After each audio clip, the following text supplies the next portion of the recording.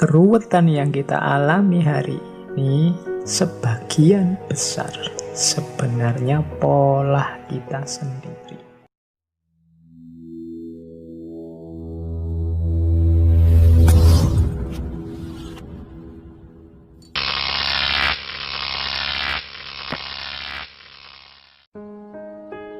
Aku cenderung berpikir bahwa sebagian besar, meskipun tidak semuanya, kesulitan yang hingga kini menyibukkan para filosof dan menutupi jalan kebenaran sepenuhnya berasal dari diri kita sendiri.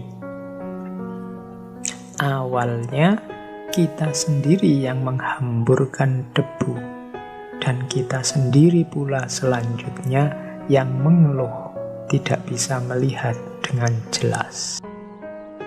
Jadi ini Berkeley nyindir kita, mengingatkan kita.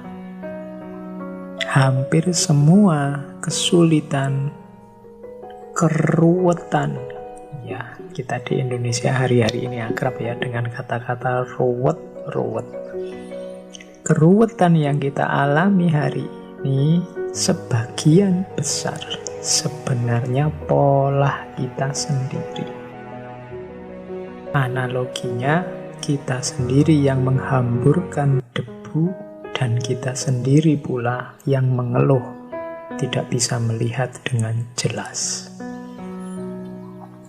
Ini hubungannya dengan kejernihan berpikir sebenarnya arahnya. Kenapa kok sulit pikiran saya menemukan yang benar? Kenapa kok sulit pikiran saya menemukan yang sejati? Jangan-jangan karena pola kita sendiri. Jadi kita ini yang pola, kita juga yang mengeluh.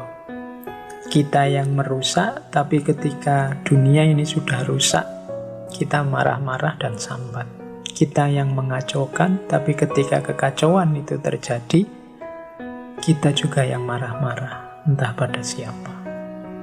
Nah, katanya Berkeley itu, ini sebenarnya logika sebab akibat. Karena apa yang kita tanam itulah yang kita tuai. Kalau kita menghamburkan debu, ya jangan mengeluh. Kalau tidak bisa melihat dengan jelas, ya salah kita sendiri menghamburkan debu.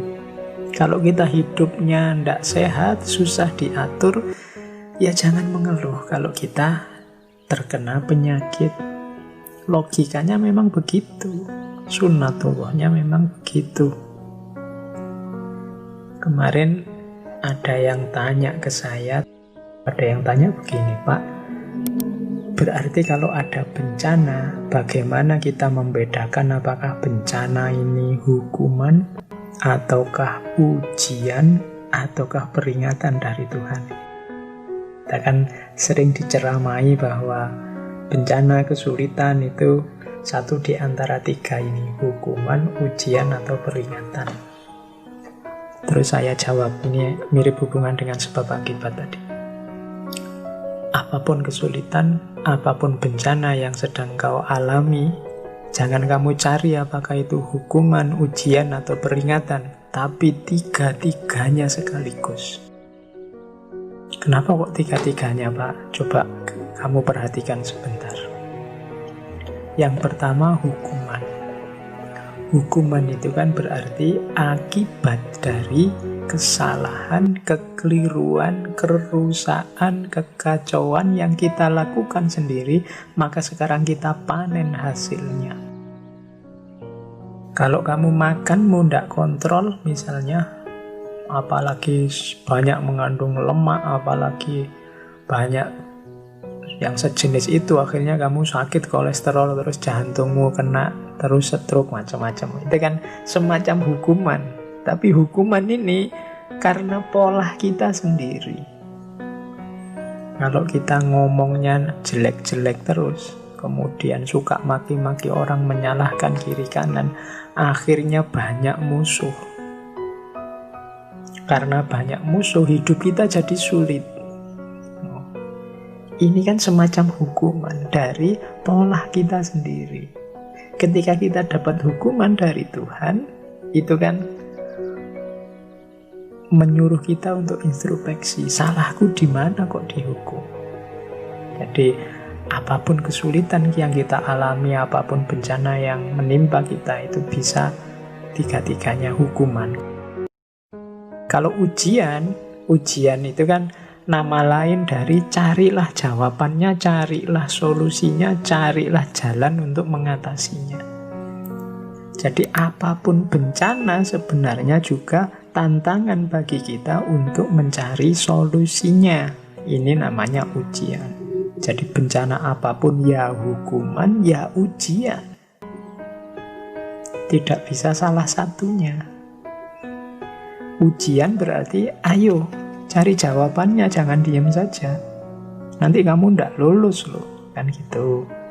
Jadi dia adalah hasil perbuatan pola kita sendiri, sehingga kita panen kesulitan, maka kita sebut hukuman.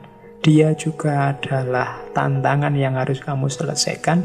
Selanjutnya caramu menyelesaikan seperti apa, maka dia adalah juga ujian.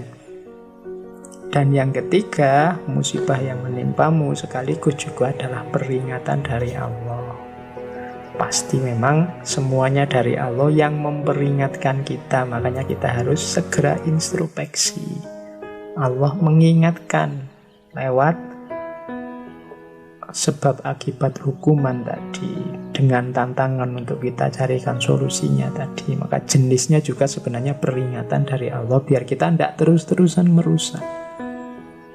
Maka kalau ada yang tanya, Pak, musibah ini hukuman, ujian, atau peringatan? Tiga-tiganya. Dia adalah peringatan dari Allah agar kita introspeksi untuk menghentikan segala yang jelek-jelek, yang merusak yang kita lakukan. Dia juga hukuman sebagai akibat kerusakan yang sudah kita lakukan, dan dia juga ujian yang menantang kita untuk mencari solusi dari yang sekarang sedang kita alami. Sehingga kalau kita solusinya tepat, naiklah kita kelas sebagai manusia yang lebih baik. Oke, malah ngomong bencana lagi. Tapi ini ada hubungannya dengan tadi ya, bahwa kita yang menghamburkan debu, kalau sudah menghamburkan debu ya jangan mengeluh, tidak bisa melihat dengan jelas.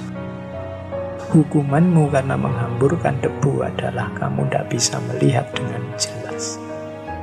Itu adalah peringatan juga dari Tuhan, dan kamu diuji untuk mencari solusi yang terbaik biar kamu kemudian bisa melihat lagi dengan jelas dan kamu hentikan tindakanmu menghamburkan debu tadi.